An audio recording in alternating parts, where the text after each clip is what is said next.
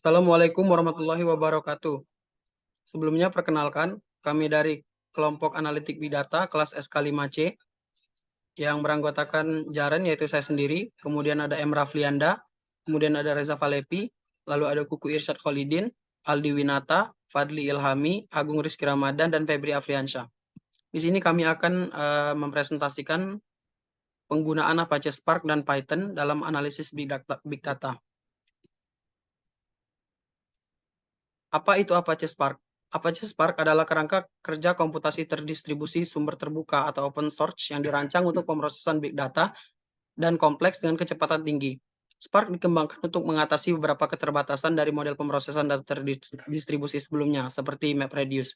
Berbeda dengan MapReduce, yang mengharuskan data disimpan di disk setelah setiap langkah pemrosesan, Spark menggunakan konsep Resilient Distributed Dataset atau RDDS yang memungkinkan data tetap berada di memori selama proses pemrosesan.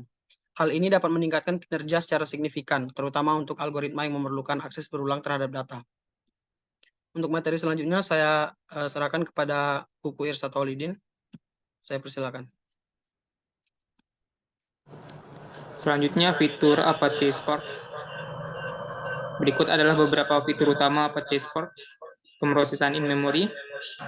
Apache Spark menyimpan data di dalam memori untuk pemrosesan yang lebih cepat daripada sistem tradisional yang menyimpan data di disk. Hal ini meningkatkan kinerja secara signifikan.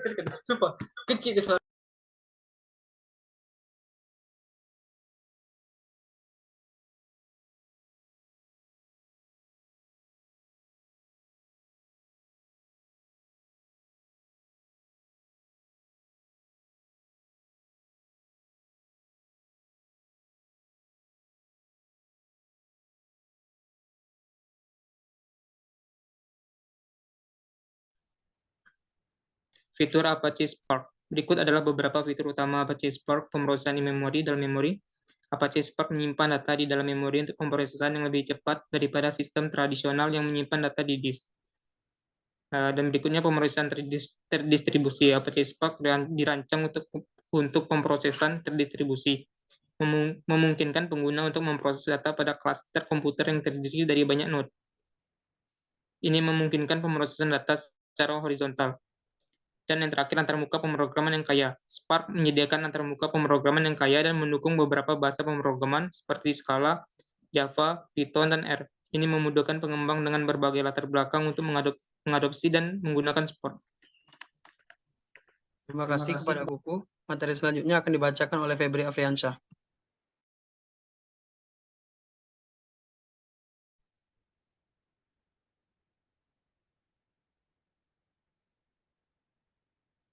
Baik, selanjutnya yaitu modul ekosistem yang luas. Apache Spark memiliki ekosistem modul yang kaya, termasuk Spark SQL untuk pemrosesan data terstruktur, Spark Streaming untuk pemrosesan data secara real-time, mLib untuk machine learning, dan GrabX untuk pemrosesan grafik. Selanjutnya, dukungan untuk pemrosesan batch dan streaming. Spark mendukung pemrosesan data baik dalam mode batch maupun streaming. Ini memungkinkan pengguna untuk melakukan analisis pada data yang dihasilkan secara periodik atau secara kontinu. Optimasi otomatis. Spark menyediakan mesin pemrosesan yang dapat mengoptimalkan dan mempercepat eksekusi tugas-tugas pemrosesan. Ini mencakup optimasi secara otomatis pada tahap-tahap eksekusi, perencanaan query, dan alokasi sumber daya. Integrasi dengan sumber data yang beragam. Spark dapat berintegrasi dengan berbagai sumber data, termasuk Hadoop Distributed System atau HDFS, Apache HBase, Apache Hive, dan sumber data lainnya. Kompatibilitas dengan Hadoop. Apache Spark dapat berjalan di atas cluster Hadoop dan dapat menggunakan Hadoop Distributed System sebagai penyimpanan data. Ini memudahkan pengguna yang sudah menggunakan infrastruktur Hadoop untuk mengadopsi Spark. Skalabilitas yang baik. Spark dapat dengan mudah diskalakan untuk menangani volume data yang semakin besar dengan menambahkan lebih banyak node ke dalam cluster. Terima kasih kepada Febri. Materi selanjutnya akan dibacakan oleh Muhammad Raflianda.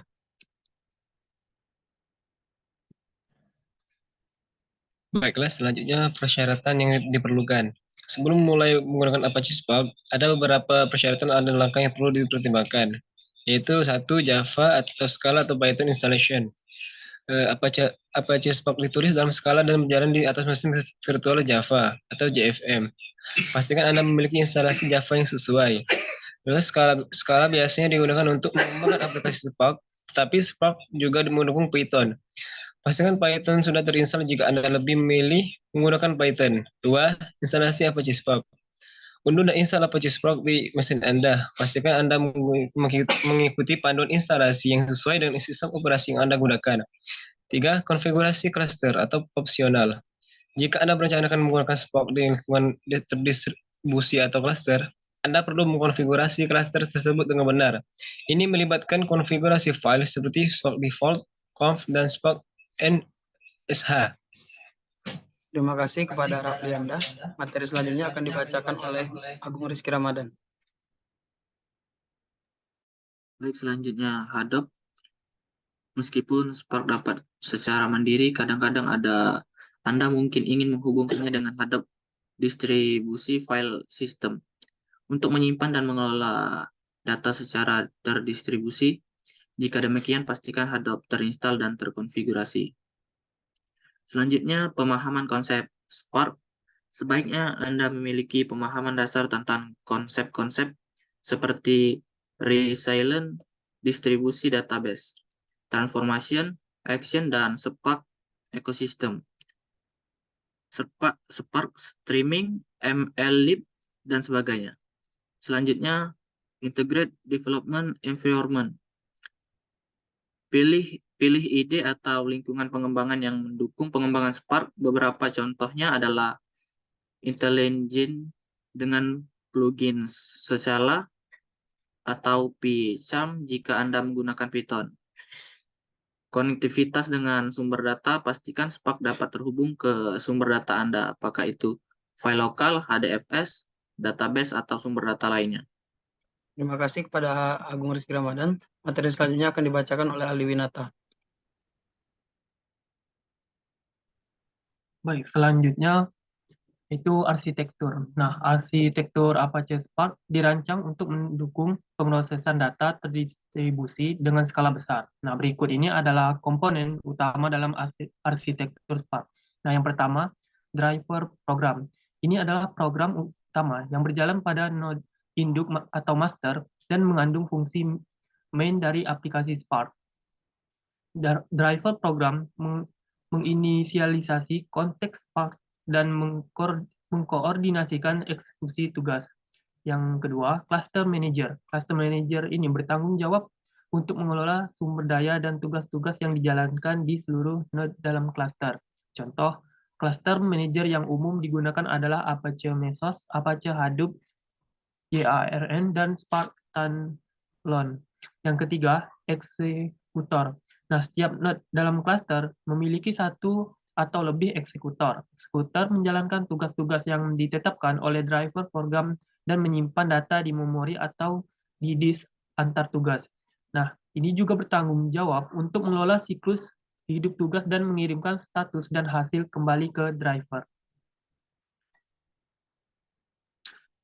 Selanjutnya, kelebihan dan kekurangan. Nah, untuk kelebihan, yang pertama kinerja yang tinggi, yang kedua skalabilitas, yang ketiga pemrosesan data terdistribusi, 4 dukungan berbagai bahasa pemrograman, 5 ekosistem yang kaya. Nah, untuk kekurangannya, yang pertama ini konsumsi memori yang tinggi, yang kedua kurang cocok untuk data yang kecil, yang ketiga kompleksitas pengelolaan, 4 membutuhkan hardware yang memadai, yang kelima, belum cocok untuk semua jenis pekerjaan.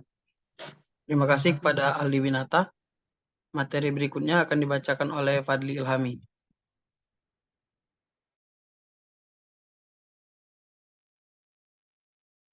Baiklah, selanjutnya bagaimana Apache Spark bekerja.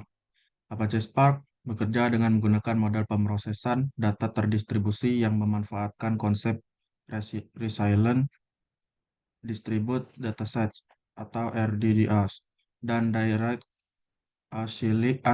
Acyclic Graph atau DAG. Berikut adalah langkah-langkah umum bagaimana Apache Spark bekerja. 1. Inisialisasi Spark Context. Spark Context adalah pintu masuk utama ke eksekusi Spark dan diinisialisasi oleh driver program. 2. Pembuatan resilient distribute datasets. RDD adalah abstraksi dasar data di Spark. RDD dapat dibuat dari sumber data eksternal atau melalui operasi transformasi terhadap RDDS yang ada. 3. Operasi transformasi. Operasi transformasi seperti map, filter, dan reduce dapat diterapkan pada RDD. Operasi transformasi menghasilkan RDD baru yang dapat menjadi dasar untuk operasi berikutnya. Ini memungkinkan pemrosesan data terdistribusi secara paralel.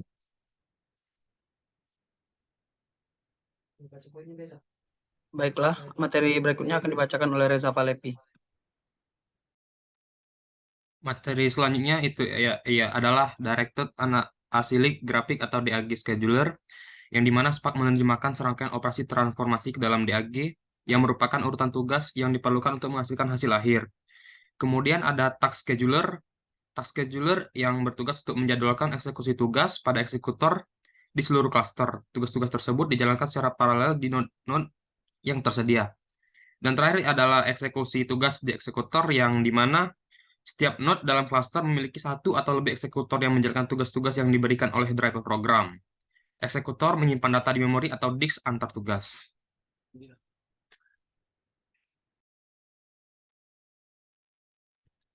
Baiklah, yang terakhir adalah implementasi analisis Big Data menggunakan Apache Spark.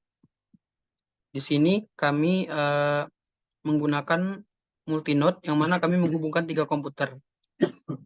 Jika berhasil, maka bisa dicek di web UI Spark, lalu buka pada PC master node, akan muncul tampilan terdapat 2 worker dan 1 master karena kami menggunakan 3 komputer. Untuk hasilnya mungkin akan dibacakan oleh Febri Afriansyah. Saya persilakan.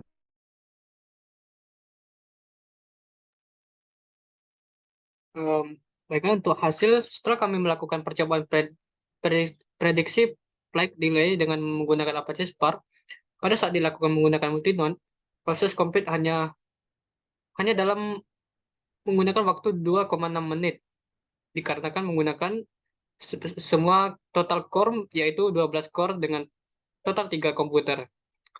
Kemudian kita mencoba dengan single node, maka didapatkan hasil dengan percobaan waktu 5,1 menit karena hanya menggunakan 1 komputer, yaitu 4 core. Hanya kesimpulan dari percobaan yang kami lakukan dapat dibuktikan bahwa pada saat melakukan analisis data menggunakan Spark dengan multinode, terbukti lebih cepat daripada saat menggunakan single node. Karena proses multinode menggunakan banyak core atau proses lebih banyak karena lebih banyak komputer. Mungkin itu saja presentasi dari kami. Jika terdapat kekurangan, kami mohon maaf. Saya akhiri. Assalamualaikum warahmatullahi wabarakatuh.